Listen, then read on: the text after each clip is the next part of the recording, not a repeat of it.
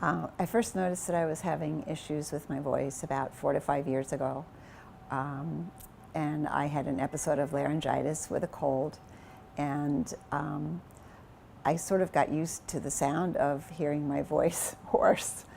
I went away to Europe and came back a few weeks later, and a friend of mine noticed that I was still very hoarse. And so that's when I came to see Dr. Pittman. I was diagnosed with presbylaryngis, which is basically results from wear and tear on the vocal folds.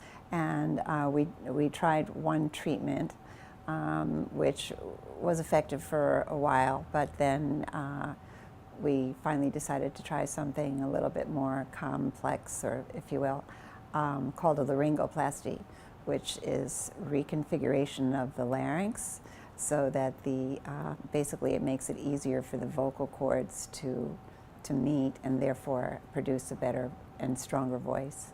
I thought Dr. Pittman I was really impressed by his professional manner, but also just very relaxed personality, and worked with me. We were able to work together, which I think is really important for patients to work with their doctors. And so he explained everything to me carefully, all the options, and then ultimately this surgery. He told me that I would not have any scarring, and he would do the incision where I happen to have a wrinkle.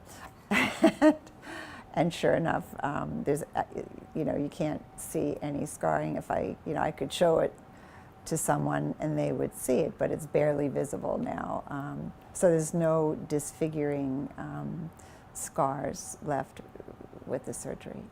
The recovery period was a matter of days, and I was able to use my voice the entire time, and it was really not bad at all. I think it's so important for people to be aware that this is something that can be easily fixed and is very effective. Look forward to having a strong voice as I get older, rather than losing my voice. I've heard older people speak since I've had this, and they can hardly speak. I mean, there's hardly any sound at all. It's almost, their voices are almost a whisper. And it just makes me very sad to hear that, because there's such an easy solution for them.